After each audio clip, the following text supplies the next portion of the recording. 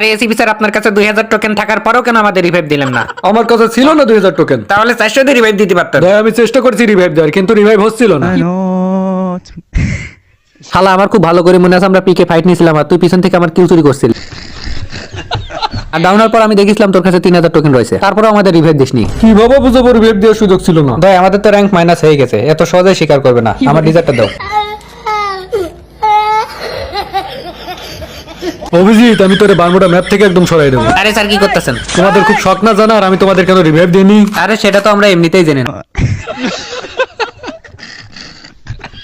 আরে স্যার আপনারা দুজন কি লাগালেন? স্যার ডেজার্টটা নিচে নামান। অভিজিৎ তুমি ডেজার্ট নিচে নামো। তোমাদের খুব শখ না জানার কেন তোমাদের রিভাইভ দিইনি? শোনো, আমি যাব গ্র্যান্ড মাস্টারে।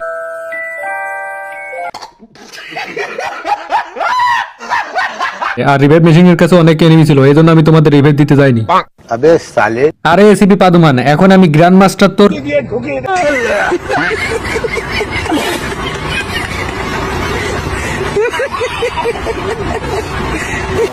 এইরকম মজার মজার ভিডিও পেতে আইডিটা ফলো দিয়ে পাশে থাকুন।